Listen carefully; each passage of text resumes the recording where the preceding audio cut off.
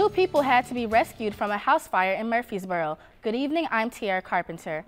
The fire broke out in the 1500 block of Pine Street around 3 this morning. That's near the United Methodist Church. Murfreesboro firefighters rescued an elderly couple from the burning home. They are both expected to be fine. Unfortunately, a family pet died in the fire. Investigators say the house is a total loss. It has been a year since a fatal shooting on Easter that left a Carbondale musician dead. One of the men involved in the shooting appeared in court today. Evening Edition reporter Colin Dorsey has more. One of the men accused in last year's Easter shooting has pleaded guilty. Dwayne Dunn Jr. entered an open plea of guilty to one charge of reckless discharge of a firearm during a plea hearing before Judge Ralph Bloodworth in Jackson County today.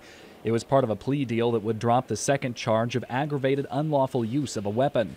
Dunn was one of the men involved in a shooting that led to the death of Carbondale musician Tim Beatty.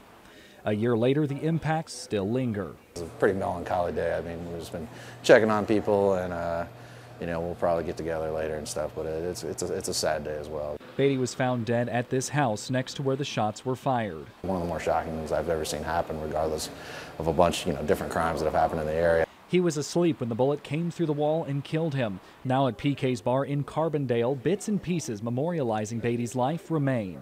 But he'd bring the gong a lot. Sometimes he wouldn't even hit the gong, and that was kind of his thing. Money raised from ringing the gong go to help support Beatty's son. His son has a fund here that we collect to and give to his wife every so often. And in Carbondale, for River Region Evening Edition, I'm Colin Dorsey. Dunn will appear back in court on May 24th for a sentencing hearing. Carbondale city officials teamed up with Carbondale Tourism today to answer questions from business owners and residents about the 2017 solar eclipse. In the meeting, they addressed what businesses should do in order to prepare for the influx of tourists and how the city plans to accommodate parking arrangements. Executive Director of Carbondale Tourism, Cinnamon Smith, says the eclipse won't be anything like Halloweens the city has seen in the past. I don't really anticipate there to be a big ruckus, so to speak. Most of the people that we're anticipating are families and scientists and folks who enjoy this natural phenomenon. And here's the River Region weather forecast. Tonight will be a low of 56 degrees. Tomorrow morning will reach a high of 51 degrees, and it will warm up to 61 by midday.